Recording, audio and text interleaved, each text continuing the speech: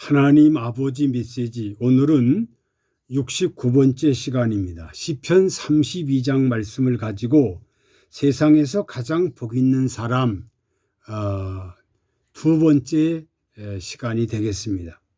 지난 시간에 시편 1편 말씀을 가지고 세상에서 가장 복 있는 사람 첫 번째로 말씀드렸는데, 그 내용이 뭐냐 했더니 악인의 꾀를 쫓지 않아야 된다. 그리고 두 번째, 죄인의 길에 서지 않는 자.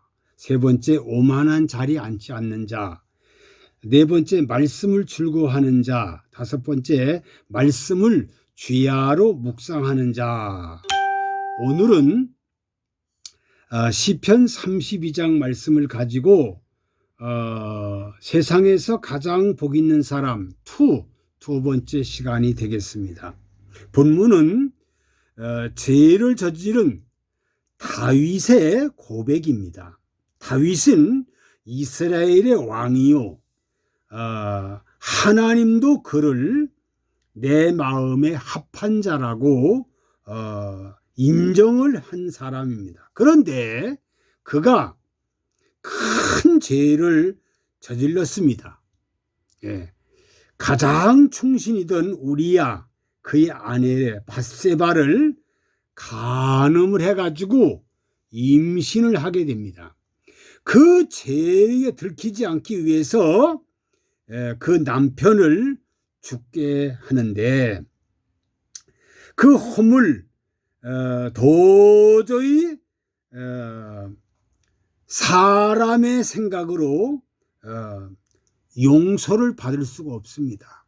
그런데 하나님이 다윗의 죄를 반드시 그 허물을 사해줬다는 겁니다.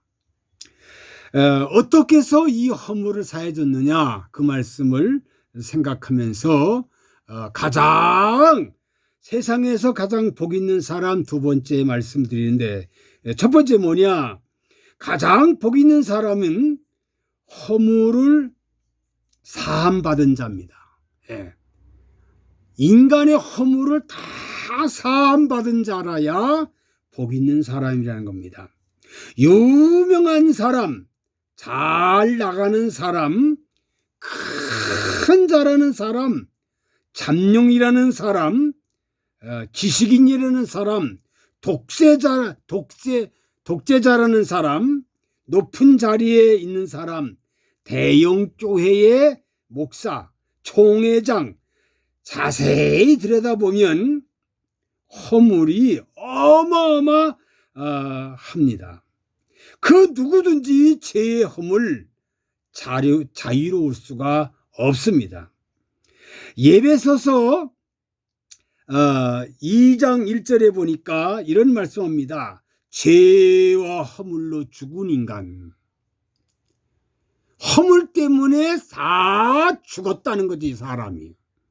그런데 3절에 보니까 전에는 우리도 다 우리의 육체의 욕심을 따라 지내며 본질상 육체의 마음이 원하는 대로 하여 본질상 진노받을 인간이다. 멸망받을 인간인데 그 허물, 엄청난 허물이지요.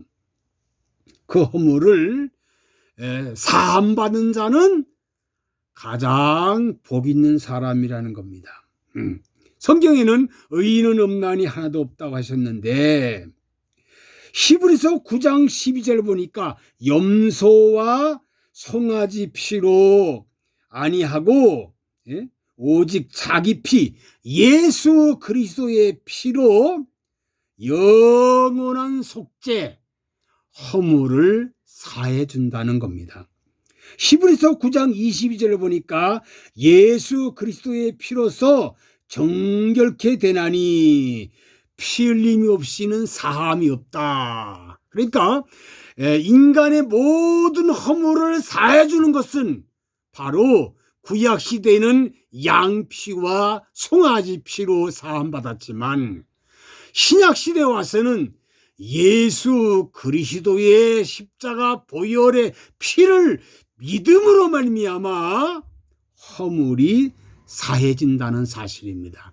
이 허물을 사함받은 사람이 가장 복 있는 사람이다. 두 번째로 죄의 가리움을 받은 자라고 합니다. 죄를 다 가려준다는 겁니다. 그런 사람 복이 있다. 예?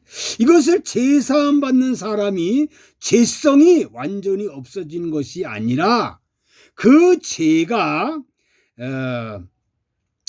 가리워진 상태를 언급하는 겁니다. 죄가 완전하게 없어진 게 아니라 가려졌다. 하나님이 우리를 보시는 것이 아니라, 하나님 우리 인간을 보는 게 아니라 우리를 위해서 십자가의 제물이 되신 예수 그리스도의 의를 보시는 겁니다. 예수 그리스도의 의를 보시는 거야. 예수 그리스도가 단번에 그 속한 모든 죄를, 아직 육신의 죄의 속성을 갖고 있기 때문에 도저히 가리움받을 수가 없는데, 하나님의 아들 예수님이 대신 죽으심으로 말미암아 우리의 모든 죄성을 완전히 없어지는 게 아니라 덮어준다. 그래서 예수님이 재림할 때에 이제 완전하게 죄가 없어지는 겁니다. 그때까지는 예수 그리스도의 의로 우리의 죄를 덮어주신다.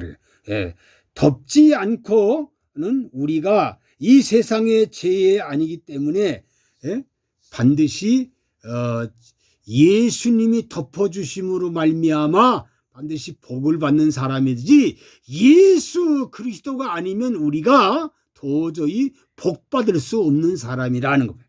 예수님 때문에 죄의 모든 것을 가려 주신다.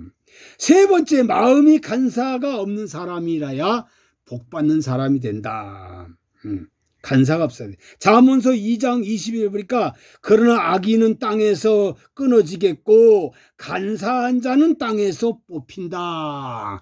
간사한 자는 다 하나님이 뽑아버린다는 겁니다. 얼마나 비극입니까? 그런데 간사하지 않으면 하나님이 복을 준다 그랬습니다. 상황에 따라 마음이 변하는 것, 간사한 사람, 변덕스럽게 행동하는 사람, 간사한 사람, 성질이 간교하고 행실이 아주 바르지 못하고 자신의 이익을 위해서 나쁜 짓을 거짓으로 남을 교묘하게 속이는 자입니다. 이 간사한 자는 하나님이 뽑아버리는데, 마음이 간사가 없는 사람, 정말로 진실한 사람, 거룩한 사람, 반드시 예수 그리스도로 말미암아 우리 간사한 것이 다 사라진다. 성령을 통해서 간사가 없다. 그래서 간사가 없이 된 사람, 성령으로 지배를 받는 사람이 복 있는 사람이다. 네 번째, 정죄를 당하지 않는 자. 정죄를 당하지 않는 자가 복이 있다. 정죄란 율법의 용어입니다. 율법이 없이는 죄도 없습니다. 로마서 7장의 7절을 보니까 율법으로 말미암지 않고는 내가 죄를 알지 못한다. 율법을 모르면 죄가 모릅니다. 사람이 여호와께 정죄를 받는 일은 단 한 가지 이유가 있기 때문입니다. 왜 하나님의 정죄를 받느냐? 그 이유가 있는데 그건 뭐냐? 그의 보내신 자 예수 그리스도를 믿지 않기 때문이다. 예수 그리스도, 하나님이 보내신 예수 그리스도를 인정하지 않기 때문에 정죄를 당하는 겁니다. 예수 그리스도를 믿지 않기 때문에 정죄를 당합니다. 그러나 예수 그리스도를 믿는 자는 하나님이 정죄함을 받지 않습니다. 예수 그리스도를 인정하는 사람은 정죄함을 받지 않습니다. 예수 그리스도를 받아들이는 사람은 정죄함을 받지 않습니다. 그렇기 때문에 예수 그리스도를 인정하고 예수 그리스도를 믿고 예수님이 내 대신 죽고 내 대신 부활하고 승천하시고 성령을 부어주시고 재림한다는 걸 믿는 사람에게 하나님이 정죄하지 않는다. 이렇게 말씀합니다. 로마서 8장 1절에 보니까 그리스도 예수 안에 있는 자에게는 결코 정죄함이 없다. 예수 안에 있는 자는 결코 정죄함이 없다고 했고, 에베소 1장 5절에 보니까 그 기쁘신 뜻대로 우리를 예정하사 예수 그리스도로 말미암아 자기의 아들이 되게 하셨다. 모든 죄를 다 담당하신 것뿐 아니라 하나님이 우리를 믿는 자, 하나님을 인정하는 자, 예수 그리스도를 죽음과 부활을 믿는 자는 하나님의 아들로 보장해 준다는 겁니다. 아들로 삼아준다. 그러니까 하나님이 아버지가 되고 우리가 아들 된다. 자녀가 된다는 거죠. 얼마나 복이에요. 세상 천하에 제일 복이 뭡니까? 하나님이 우리 아버지가 되고 우리들이 하나님의 자녀가 된다는 것이 최고의 복 있는 사람이라는 사실을 확실하게 의지하기를 바랍니다. 그 다음에 5번째, 경건한 자입니다. 경건한 자. 경건한 자. 반드시 경건한 자는 기도하는 사람이고 경건한 자는 구제하는 사람이고 경건한 사람은 나만 위해 사는 게 아니라 타인을 위해 사는 거라. 오늘날에 많은 사람이 나만 위해 사는 사람 많습니다. 기독교인 예수 믿는 사람이라고 교회하는 사람, 교회에 중직자라는 사람이 자기들만 위해 삽니다. 자기 천년만년 자기만 잘 먹고 잘 살라고. 그것은 경건한 사람입니다. 경건한 사람은 나를 죽이고 나를 희생해서 타인을 위해서 희생하는 겁니다. 예수님이 우리 인간을 위해 희생한 것처럼 우리들도 예수님처럼 닮아가고 예수님처럼 경건하게 된다는 것이에요. 기도하는 사람 경건한 사람이고 구제하는 사람, 타인을 위해서 희생하는 사람이 바로 경건한 사람이다. 이렇게 경건한 사람은 모든 것을 사죄함을 받고 모든 것을 의인으로 만들어주고 제사함 받는 자, 말씀에 순종하는 자, 성령이 임하는 자, 성령의 지배를 받는 자, 경건한 사람이라는 겁니다.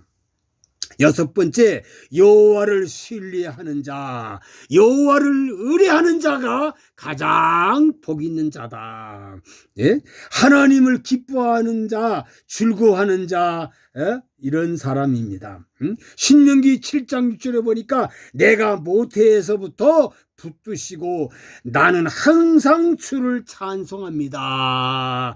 그러니까 여호와를 경외하는 자는 항상 하나님 앞에 붙잡혀 살고 하나님을 찬양하고 산다는 겁니다.